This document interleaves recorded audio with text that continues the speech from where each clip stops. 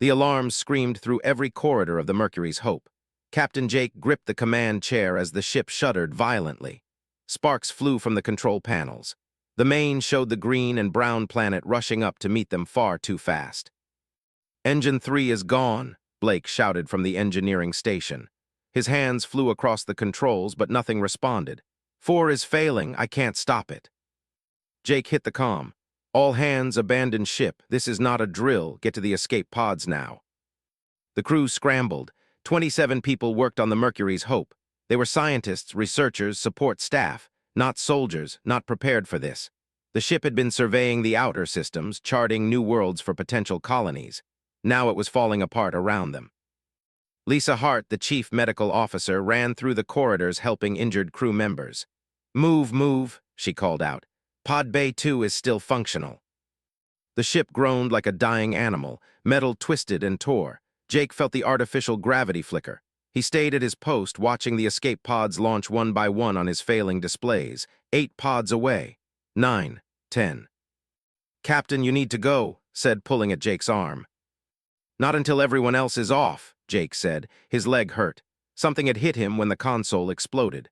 Blood soaked through his uniform pants, but there was no time to care. Pod 12 launched. 13. The planet filled the now. Jake could see mountains, jungles, rivers, beautiful and deadly. The Mercury's Hope began to break apart. The forward section tore away with a sound like thunder. "Now," Captain screamed.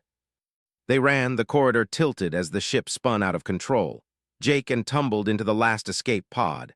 Lisa was already there, strapping in. Her face was pale but determined. "Everyone accounted for?" Jake asked.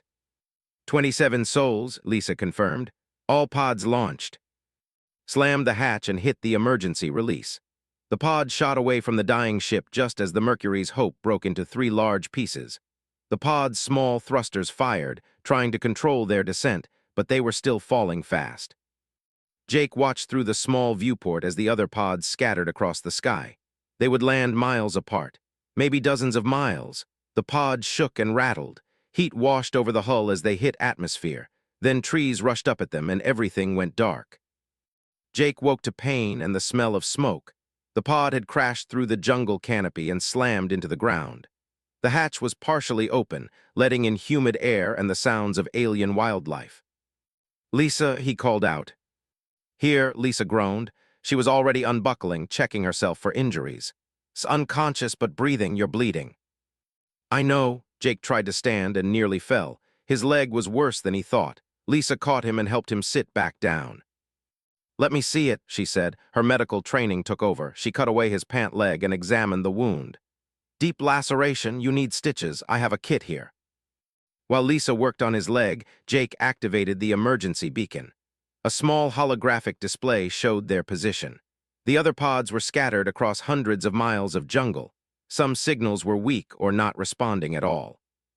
Stirred and sat up, holding his head. "We crash." "Yes," Jake said. "We survived, not sure about everyone else yet." Outside the pod, something roared. It was deep and hungry and far too close. All 3 of them froze. "What was that?" whispered. "Native wildlife," Lisa said quietly. "We need to secure this pod and see if we can reach the others." They spent the next hour doing what they could. Jake's leg was bandaged. Their supplies. The pod had emergency rations for a week, medical supplies, 2 plasma pistols with limited charges, and basic survival gear. Not nearly enough if they were stranded. Jake tried the communication system. Most of the pods responded. Voices crackled through, scared and confused. Navigator Wright had crashed hard and broken his arm. Engineers Amy Foster and Greg Turner were together, but surrounded by what sounded like predators. Researcher Daniel Cooper reported 6 people in his pod, all injured. "Help is weeks away," Lisa said, checking the beacon data. "Even if the distress signal reached the nearest station, it'll take time to mount a rescue." The sun was setting. Through the damaged canopy, Jake could see the sky turning orange and purple, beautiful colors for such a terrible situation. Then he saw shapes moving in the shadows between the trees, low to the ground. Fast, yellow eyes reflected the fading light. "We have company," he said. Grabbed one of the plasma pistols. His hands shook. "What do we do?" "We defend ourselves," Lisa said, taking the other weapon. And we pray. The creatures circled closer. Jake could see them better now, six-legged, covered in dark scales with rows of sharp teeth. They moved like cats but were the size of large dogs, pack hunters. One stepped forward, testing them. Fired, the plasma bolt went wide, hitting a tree. The creatures scattered but didn't run far. They were learning that the humans were afraid and weak. Then the sky erupted with light. Something massive descended from above. It had wings, scales that gleamed like bronze armor.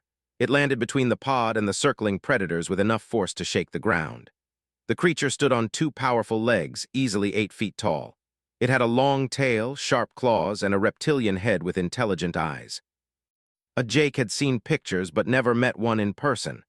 The dragon-like species was known throughout the galaxy as fierce warriors. They kept to themselves mostly, occupying their own systems. This one was female, judging by the armor configuration. She carried a long weapon that glowed with energy along its blade, some kind of glaive or spear. Her scales were bronze and copper, marked with scars from old battles. One wing looked damaged, held at an odd angle. She roared at the pack of predators. The sound was primal and terrifying. The creatures fled into the jungle. The turn to face the humans, Jake, Lisa, and Froze, they were completely at her mercy. She could kill them all in seconds. Instead, she reached to her belt and activated a small device. A holographic display appeared, and she tapped at it. A voice came from the device, speaking human standard language with a mechanical accent.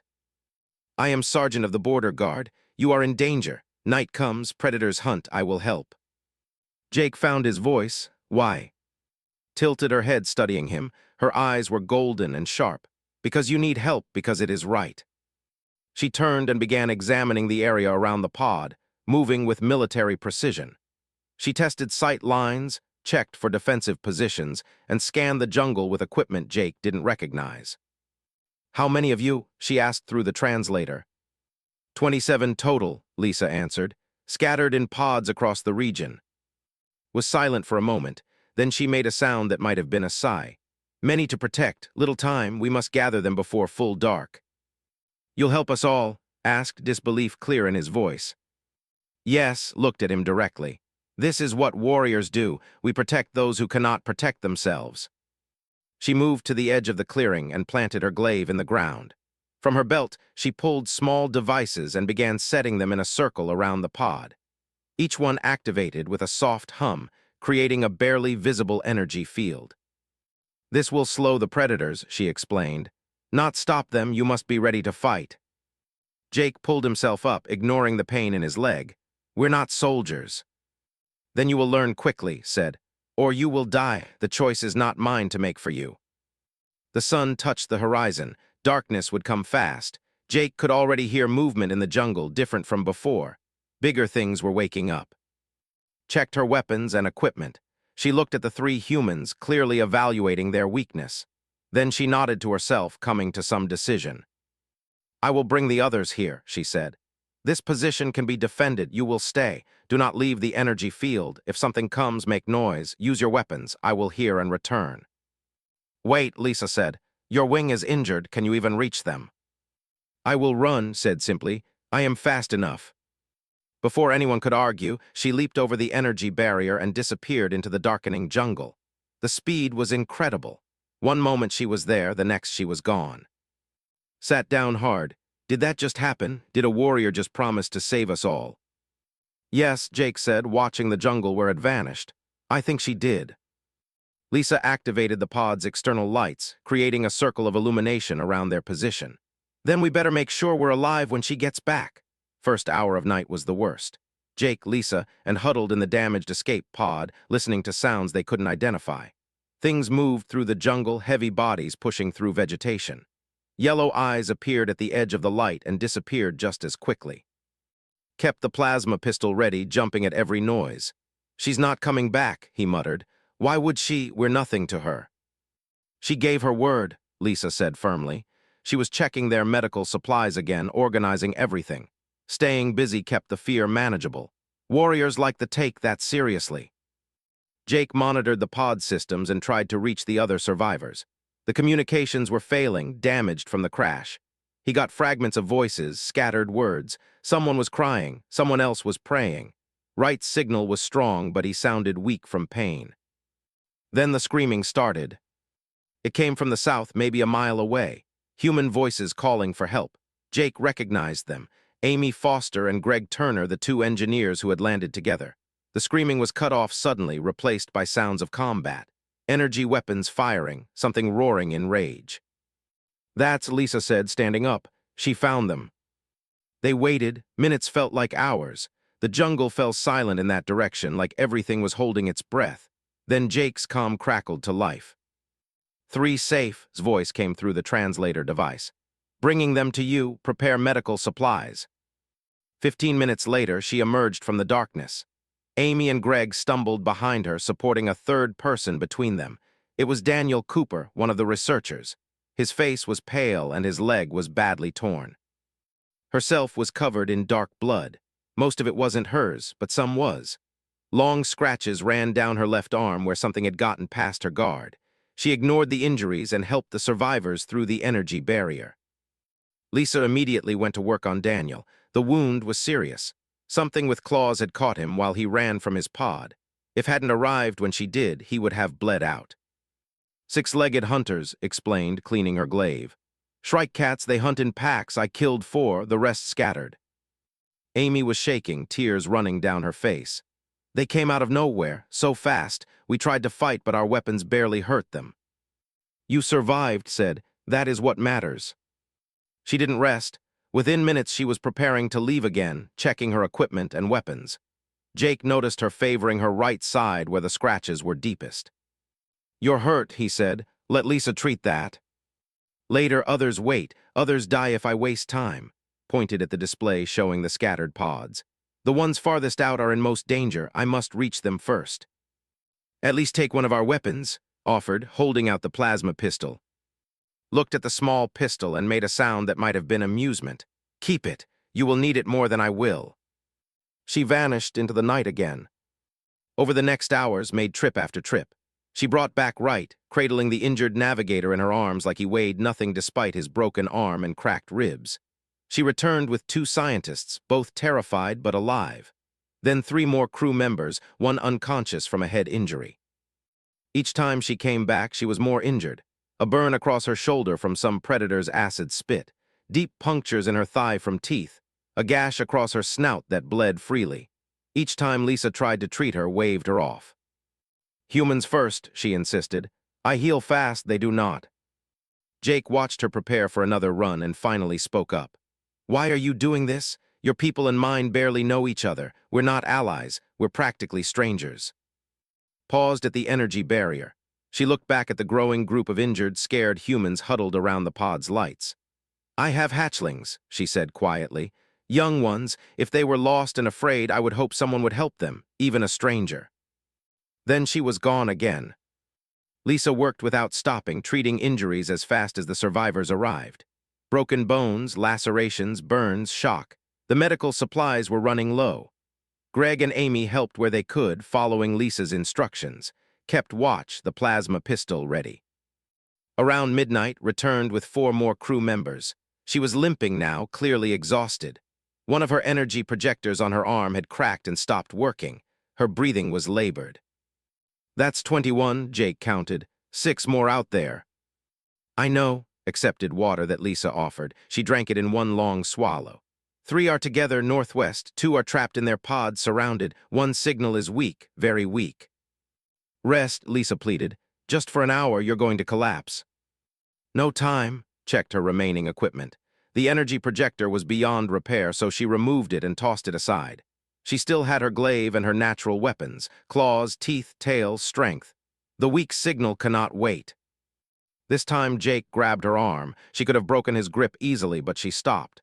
"You can't save everyone if you're dead," he said. 10 minutes. Let Lisa treat your wounds, please." Looked at him. Her golden eyes were tired but still fierce. Finally, she nodded. 10 minutes. Lisa worked quickly, cleaning and sealing the worst injuries. Biology was different from human, but not completely alien. They had scales, but underneath was muscle and bone similar enough that basic field medicine worked. Lisa used surgical glue on the deepest cuts and injected a broad-spectrum antibiotic. Your wing, Lisa said, examining the damaged appendage carefully. This is old. How long have you been unable to fly? 3 months, said. Battle injury. It will heal eventually. And your mission? What were you doing out here alone? Reconnaissance, border patrol. This system is near space. I watch for threats. Flexed her claws, testing her strength. Now I have found something worth protecting instead. The 10 minutes passed too quickly. Stood, picked up her glaive, and headed for the barrier again, but this time joined her. I'm coming with you, he said. No. I'm an engineer. If someone is trapped in a pod, maybe I can get them out. You're a warrior, not a technician. His voice was steady despite his obvious fear. You need me. Studied him for a long moment, then she nodded. Stay close, stay quiet, do exactly as I say. They disappeared together into the darkness. The wait was agonizing. Jake listened to the comm, heard fragments of activity. His voice giving instructions, metal scraping, then combat sounds fighting something while worked, more silence. 30 minutes later, they returned.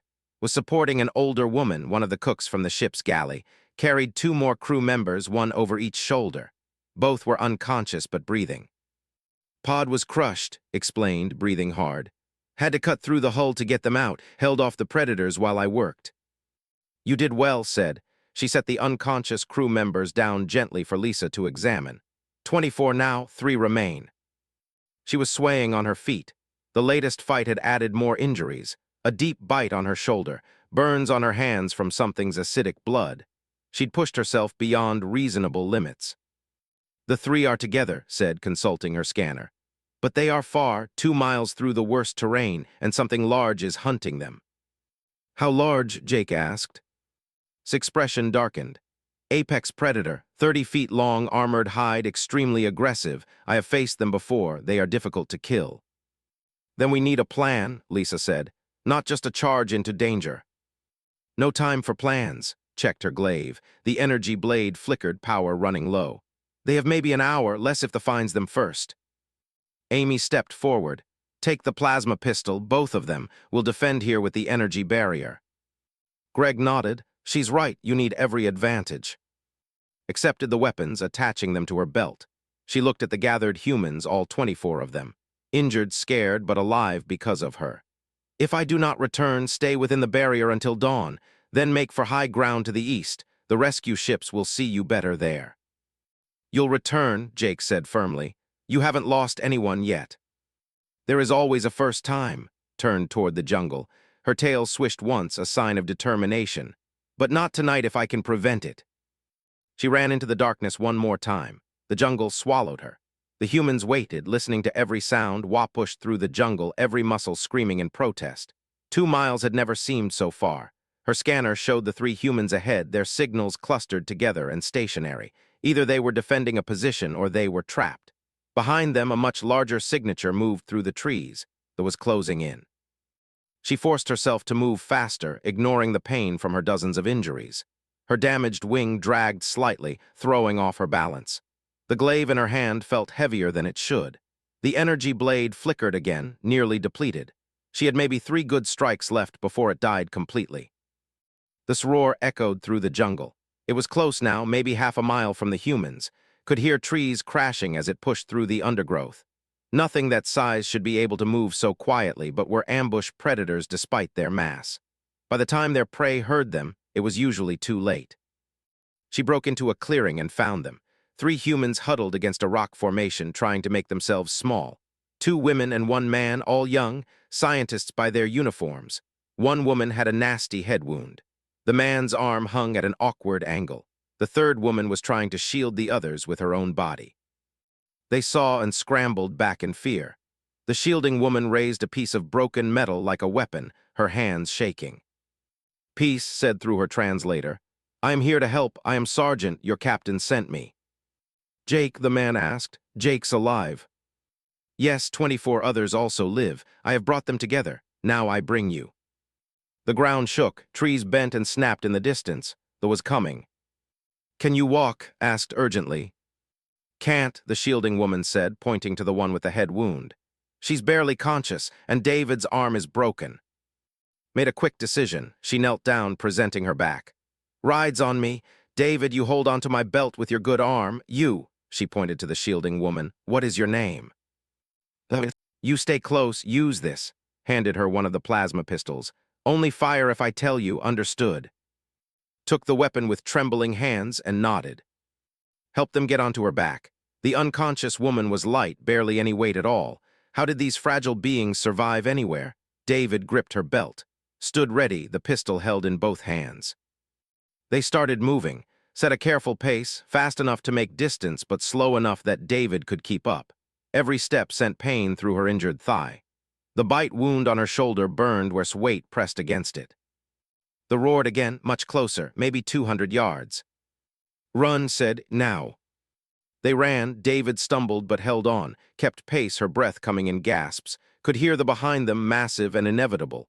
It had their scent now, it was hunting. The jungle opened up ahead and recognized the terrain.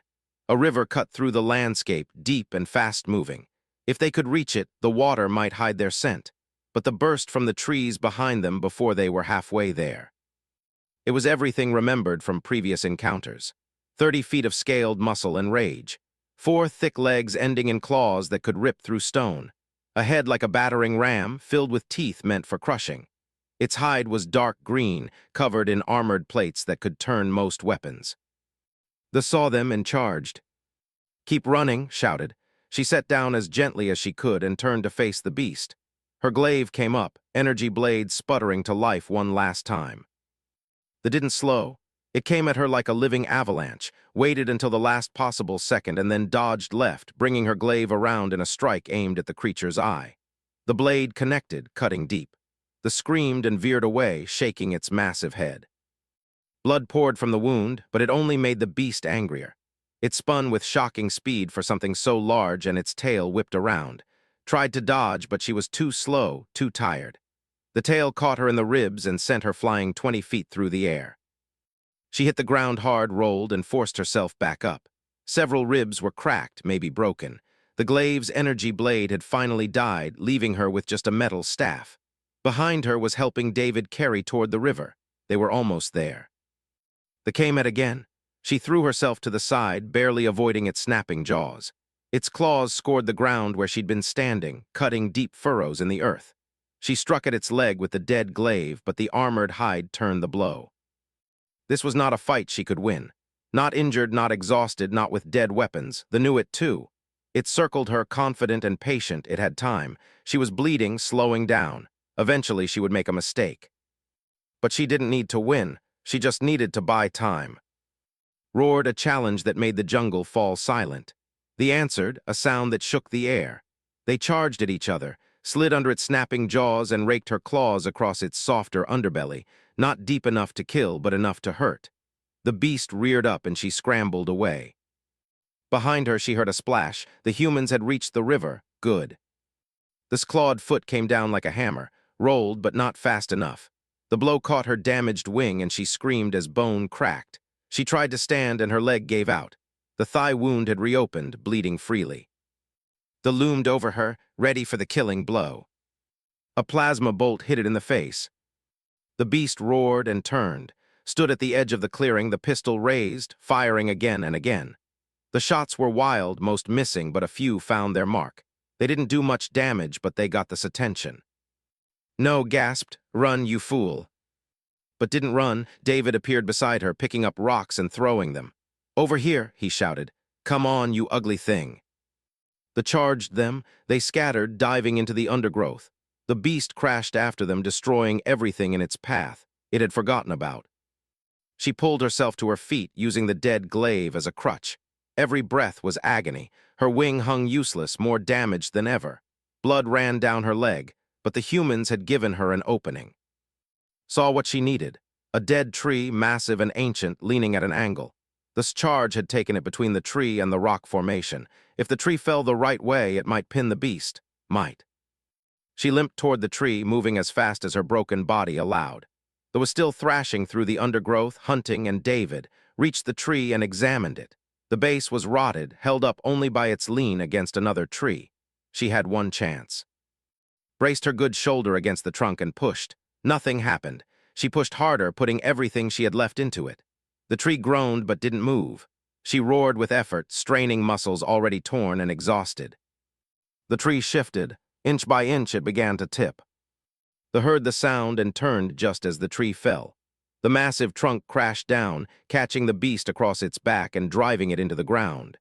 The screamed and thrashed, trying to free itself, but the tree's weight was too much even for its strength. Collapsed, her strength finally gone. She lay on the ground, unable to move, watching the trapped beast struggle. Not dead, but pinned, contained. The humans were safe. And David emerged from the bushes, staring at the scene. They ran to. "Don't move," said, kneeling beside her. "You're badly hurt." Managed to ask. "At the river, safe. We need to get you there too. David, help me." They got their arms under shoulders and lifted. Even with her height and weight, her armor, they managed to move her, dragging her toward the river where waited. The roared behind them, still trapped but furious. At the river they found sitting up, groggy but conscious, and David sat down gently. The water was cool and clean. Used it to wash some of the blood away, revealing the extent of injuries. "You're a mess," said, her voice breaking. "Why would you do this for us?" "Because you needed help," said simply. Her translator was damaged, the words coming out garbled, but the meaning was clear. David pressed cloth against the worst bleeding.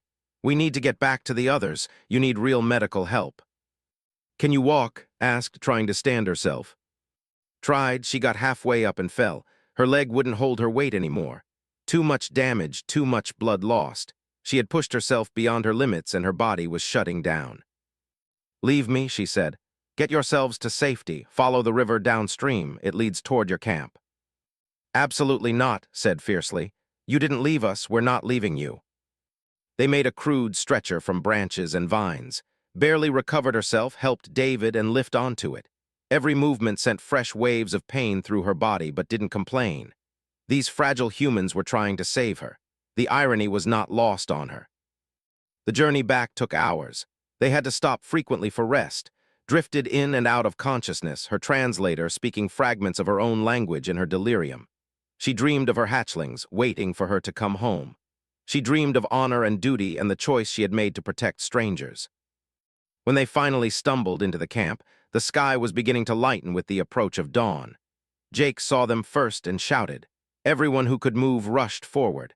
They took the stretcher from the exhausted humans and carried to where Lisa had set up her medical station. "All 27?" asked, fighting to stay conscious. "All 27, Jake confirmed, gripping her clawed hand. "Because of you, every single one of us is alive because of you." Closed her eyes. "Good," she whispered. "That is good." Lisa worked frantically, using everything she had left to stabilize the warrior. The other survivors helped, bringing supplies, holding still while Lisa stitched and sealed and bandaged. The sun rose over the jungle, painting the sky in colors of gold and red. Lisa worked through the morning, doing everything she could to keep alive. The warrior's injuries were severe. Broken ribs, a shattered wing bone, deep lacerations covering most of her body, and blood loss that would have killed a human twice over. But was tougher than any human. Her biology fought back, her body already starting the slow process of healing. Jake sat nearby, watching. Around them, the other survivors rested. Some slept despite the danger. Others kept watch at the perimeter. They had survived the night because of, and now they waited to see if she would survive what it had cost her. "Will she make it?" Jake asked quietly. Lisa didn't look up from her work. "I don't know, I'm not a doctor. I'm doing my best with what I know, but her biology is different enough that I might be making mistakes." She paused, securing another bandage. "But she's a fighter. If anyone can pull through this, it's her." Stirred, her eyes opening slightly. She asked, her voice weak. "Still pinned under that tree last we checked," Jake said.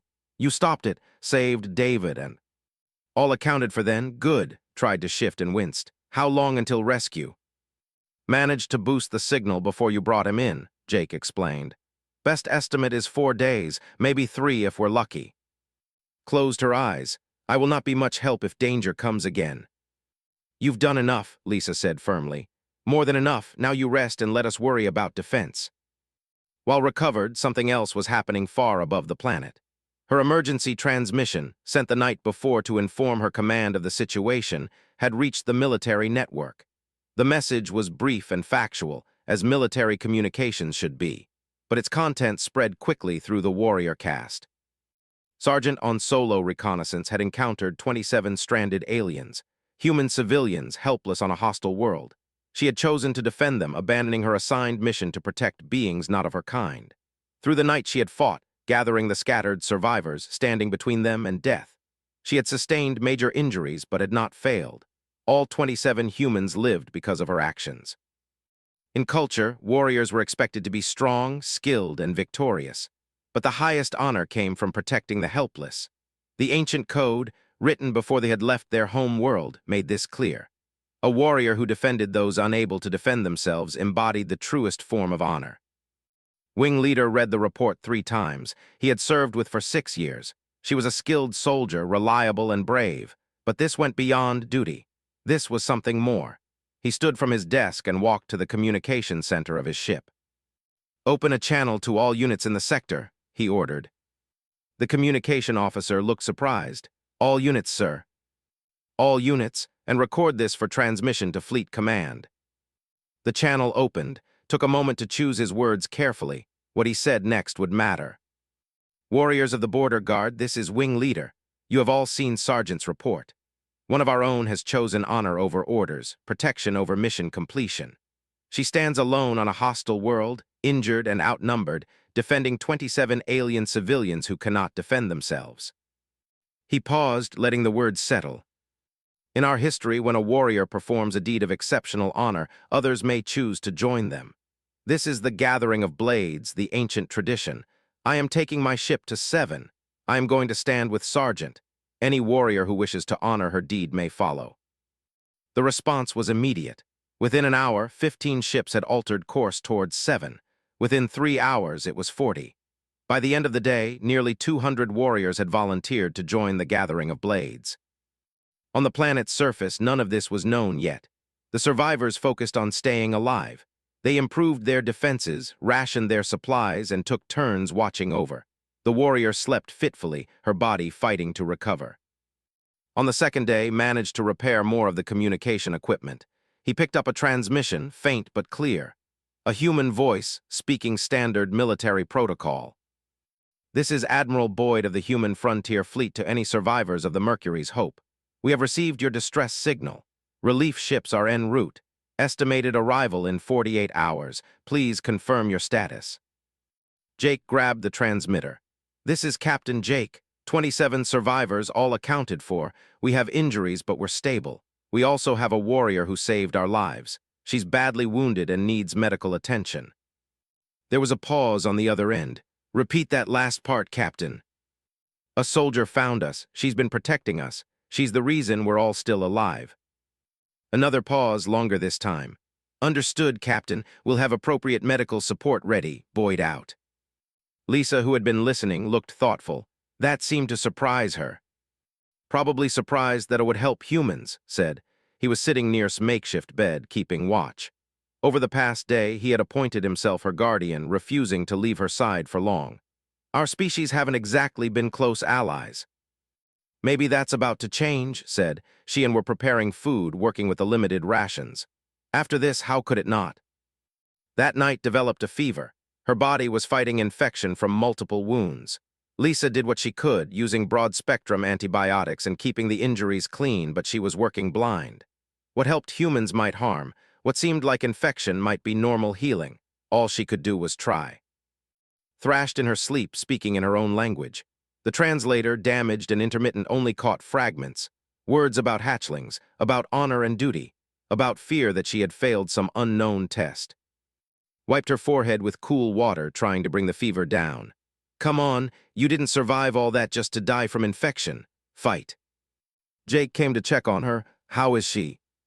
"Worse," admitted. "The fever's getting higher." Lisa's worried. They sat in silence for a moment, watching the warrior struggle. She looked smaller somehow, vulnerable in a way that seemed wrong for someone so powerful. "She has kids, you know," said quietly. "She told me before we went to get and the others. She has hatchlings waiting for her back home. That's why she helped us, because she hoped someone would do the same for her children if they needed it." Jake felt something tighten in his chest. "Then we make sure she gets back to them." The third day brought new danger. A different kind of predator, drawn by the smell of blood and the presence of so many potential meals. They came at dawn, fast and silent, smaller than shrike cats but more numerous. They tested the energy barrier that had set up, probing for weaknesses. The humans defended their position. They had learned from watching fight. They worked together, using noise and light to confuse the predators, concentrating their fire. Greg and Amy, the engineers, had rigged some of the pod systems into makeshift weapons. It wasn't pretty, but it worked. The predators retreated after an hour, deciding easier prey existed elsewhere. The humans had won their first fight without's help. It felt like a small victory, but an important one. Woke later that day, the fever had broken. She was weak, barely able to lift her head, but conscious and aware. "You fought without me," she said, her voice rough. "We learned from the best," Jake said, offering her water. "How do you feel?"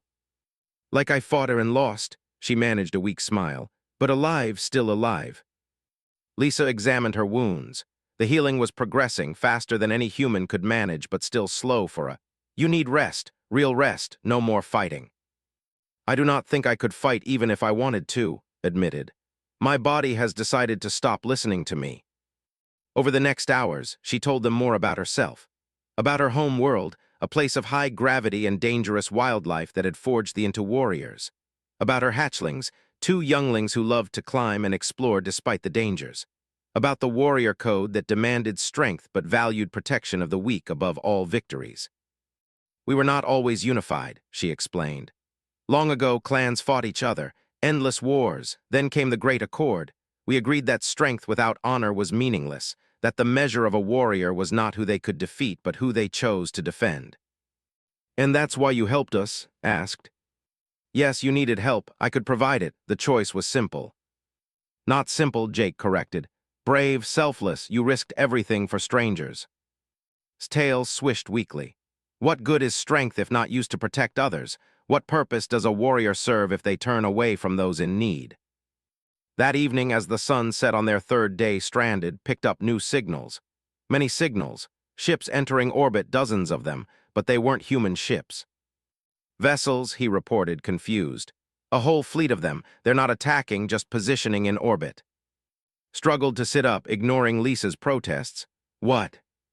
Showed her the scanner display, ship after ship, all broadcasting military codes. "What's going on? Is this a rescue? An invasion?"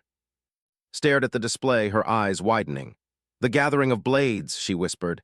"They came, they actually came." "Who came?" Jake asked. "My people, my warriors." His voice was filled with wonder. "When it does something of great honor, others may choose to stand with them. It is an old tradition, rarely invoked, but they came." A communication channel opened. Wing Leader's voice came through, speaking language that the translator worked to convert. "Sergeant, we have heard of your deed. We have come to stand with you to honor your choice.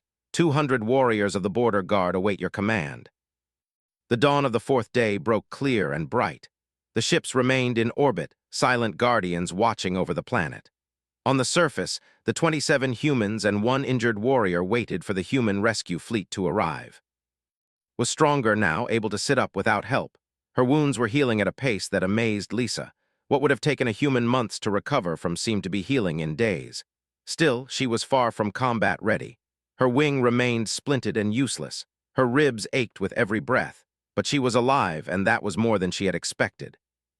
Jake sat with her, sharing the morning ration of food. "Your people are still up there," he said, looking at the sky. "Sends updates every few hours. They've cleared the orbital space of debris, mapped safe landing zones for our rescue ships, and eliminated several large predator nests near our position."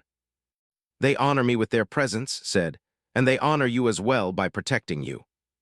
"Why?" asked, joining them. We're not even allies, really. Why would so many warriors come for this?" Considered her words carefully. "In culture, we believe actions reveal character. Not words, not intentions, but choices made when it matters most. I made a choice to protect you. My fellow warriors respect that choice. They came because they believe such actions should be honored, should be supported." Brought water for everyone. "So this is normal, warriors just dropping everything to support each other." "Not normal," admitted. "Rare, the gathering of blades has not been invoked in perhaps 50 years, but when it is, we answer, it is who we are." Was monitoring the scanners when he suddenly straightened. "Contact, multiple ships dropping out of hyperspace. human fleet signatures. Everyone turned to look. Jake activated the communication system. "This is Captain Jake to incoming fleet. We are ready for extraction." "Captain, this is Admiral Boyd aboard the carrier Defender. Good to hear your voice. We're deploying shuttles now, ETA 15 minutes. The Admiral paused. "We're also detecting significant presence in orbit. Please advise on the situation." Jake glanced at who nodded. "Admiral, they are here as friends. They're honoring one of their own who saved our lives. I'll explain in detail when we're aboard, but trust me when I say we owe them everything." "Understood, Captain. Looking forward to that explanation." The human shuttles descended, landing in the clearing that the ships had identified as safest. Medical teams rushed out, bringing stretchers and equipment. They moved quickly, efficiently, treating the wounded and preparing everyone for transport. When they reached, they hesitated. The lead medic, a woman named Dr. Sarah, approached carefully. "Ma'am, we're here to help. Do you require medical assistance?" "I am stable," said. "Help the humans first." "With respect, you're badly injured," Doctor said. "We have protocols. I can at least assess your condition." Lisa stepped forward. "I've been treating her as best I can. She has broken ribs, a shattered wing bone, multiple deep lacerations, and she's recovering from severe blood loss and infection. But her physiology is healing faster than anything human. She needs proper medical care." As if summoned by those words, another shuttle descended. This one was design, all sharp angles and bronze plating. It landed near the human shuttles, and wing leader emerged, followed by a medical insignia. Approached and gave a formal salute, fist to chest. "Sergeant, you have brought great honor to our people." Returned the salute weakly. "I only did my duty, wing leader." "You did far more than duty required," said. He turned to Jake. "Captain, on behalf of the border guard, I thank you for protecting our warrior when she could no longer protect herself." Jake blinked in surprise. "We protected her, she saved all of us. And when she fell, you carried her, you defended her, you refused to leave her behind." His golden eyes were intense. "This is not a small thing. Honor recognizes honor." The medic began examining, speaking in their language. The conversation was rapid and technical, but seemed to be arguing, pointing at the humans. The medic finally made a sharp gesture that was clearly an order and subsided. "She wishes to see you all safely aboard your ships first," translated with what might have been amusement. "I have told her that she is in no condition to give orders, only to follow them." The evacuation proceeded smoothly. The wounded went first, loaded onto shuttles with careful attention to their injuries. Still recovering from her head injury, squeezed clawed hand before she was taken away. "Thank you for everything." One by one, the survivors were transported up to the Defender. David, Greg, Amy, each one stopped to acknowledge what she had done. Some cried. Some simply touched her shoulder in silent gratitude. All of them looked at her with respect and wonder.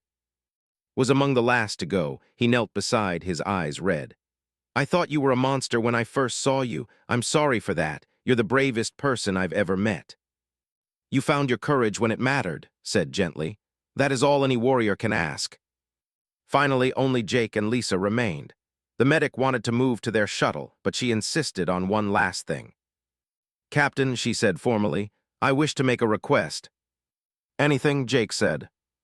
"May I have an image of all of us together? It is a human custom I have learned of. I would treasure such a thing." Lisa pulled out a small camera from the salvaged equipment. "Of course, everyone gather around." The remaining human crew members who could walk came back down from the shuttles. They arranged themselves around, who sat in the center. 27 humans and one warrior. Survivors. Friends. Lisa set the camera on a timer and rushed to join the group. The flash captured the moment. Tired faces, torn uniforms, bandages, and bruises. But also smiles. Hope. The image of beings from two different worlds who had faced death together and won. Looked at the image on the camera's display and made a sound that was definitely pleased. "I will keep this always. Show my hatchlings. Tell them that differences need not divide us." As the medics carefully loaded onto their shuttle, Admiral Boyd's voice came over the comm. "Captain, we have a situation developing. The fleet is moving into formation. We're not sure of their intentions." Jake looked at, who was also listening to communications from his own people. The wing leader's expression was unreadable. "Admiral," Jake said carefully, "I don't think they're forming up for battle. I think it's something else." Explain, Captain. Before Jake could answer, the ships began moving. They formed two parallel lines, creating a corridor through space. The human ships floated between these lines of vessels. It was clearly a formation of honor, not threat. Spoke into his comm, and his words were broadcast on all frequencies, human and both. Let it be known across the stars. Sergeant of the Border Guard performed a deed of exceptional honor. She defended 27 beings not of her kind, asking nothing in return. She stood alone against the darkness and did not break. We, her brothers and sisters in arms, salute her courage and her choice. As one, every ship fired their weapons into the empty space above the planet. Not at anything, just brilliant streams of energy lighting up the void. A salute in fire and light. The human crews watched in stunned silence. Admiral Boyd's voice came back, quieter now. Captain, I think we're witnessing something significant. Yes, ma'am, I think we are. The journey back to human space took 3 days. Recovered in the medical ship, receiving treatment that Lisa could only marvel at. The Inhuman fleets traveled together, maintaining communication throughout. What started as cautious cooperation became something more. Shared meals, cultural exchanges, warriors comparing notes on tactics and philosophy. Admiral Boyd and Wing Leader spent hours in discussion. They talked about borders and trade, about mutual threats and opportunities for cooperation. What emerged was the framework for something neither species had seriously considered before, a genuine alliance. When they reached the human frontier station, crowds had gathered. News of the rescue had spread, but more importantly, the story had spread. One warrior saving 27 humans, an army arriving to honor her. Two species finding common ground in shared values of courage and protection. Was well enough to walk now, though her wing remained splinted. She descended from the ship to find Jake and the other survivors waiting for her. But they weren't alone. Hundreds of humans had come, wanting to see the warrior who had risked everything for strangers. The crowd fell silent as she appeared. Then someone started clapping. Others joined. Within seconds, hundreds of humans were applauding, showing their respect in the human way. Stood still, clearly overwhelmed. She looked at Jake, uncertain. "They're thanking you," he said quietly. "Honoring you like your people did, just in our own way." Approached with Admiral Boyd. The two leaders had clearly reached some agreement. "Sergeant," the Admiral said formally, "on behalf of the Human Federation, I thank you for your service to our people. Your actions have shown us that honor and courage are not limited by species. We would like to propose a formal alliance between our peoples, built on the foundation you have created." Looked at the crowd, at the Admiral, at her fellow warriors standing nearby, and at the 27 humans she had saved. "I am a simple soldier," she said. "I only did what was right. I did not intend to change the galaxy." "The best changes are rarely intended," said. "They come from individuals making brave choices. You made such a choice, and we are all better for it." 6 months later, the formal alliance was signed. Not in some distant capital, but on Seven, the jungle planet where it had all begun. The ceremony was held at the crash site, which had been cleared and converted into a memorial park. At the center stood a statue. It showed a warrior, wings partially spread, standing protectively over smaller figures representing the human survivors. The base bore an inscription in both languages. "One warrior's choice, 27 lives saved, two peoples united." Attended the ceremony in full formal armor, her wing finally healed. Her hatchlings were with her, young barely reaching her waist, staring at everything with wide golden eyes. Jake and the other survivors were there too, now healthy and recovered. The human and children were introduced. Awkward at first, they quickly found common ground in play and curiosity, watched them interact and felt something settle in her chest. This was what she had fought for, not just survival but the possibility of a better future. During the ceremony, both leaders spoke about cooperation and shared values. But the moment that mattered most came when the 27 survivors walked forward together. They had prepared a gift. Lisa presented it, a carefully framed copy of that photo from the jungle. 27 humans and one warrior, battered but unbroken, standing together. Below the image, each survivor had signed their name and added a message. "Thank you, you saved us. We will never forget. Honor and courage, friend." Accepted the gift with shaking hands. "I did not expect to be remembered," she said, her voice thick with emotion. "You will always be remembered," Jake said. "Not just by us, but by everyone who hears this story. You showed us that the best of us, human or choose to protect rather than to destroy, choose to help rather than to abandon. You are a hero, accept it. That night after the ceremony ended, sat with her hatchlings and the human children who had become their friends. She told them the story, not as a tale of glory, but as a lesson about choices. Strength is good, she said. Skill is valuable, but honor, true honor, comes from what you choose to do with your strength. Protect the helpless, stand for the weak, choose the right path even when it is hard. This is the way of warriors, this is the way of good people. The children listened, human and together, learning that the best parts of both their peoples were the same. Courage, compassion, the willingness to stand for what was right. Above them, the stars shone bright. Two species, once strangers, now allies, all because one warrior had made a simple choice in a jungle far from home. To protect those who could not protect themselves. To stand between the innocent and the darkness. To be in the truest sense a hero. Closed her eyes, overcome. When she spoke, her voice shook. I am honored beyond words, wing leader, but there is no battle left to fight. The humans are safe. I have only to wait for their rescue. Then we will wait with you, said simply, and we will ensure nothing threatens them until help arrives. Jake looked at the display at the dozens of ships in orbit. An entire army had come, not to conquer or invade, but to honor one warrior's choice to protect strangers.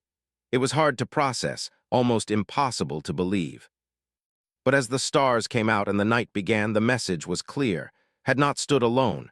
Her people had seen what she did, and they had answered. The gathering of blades had come.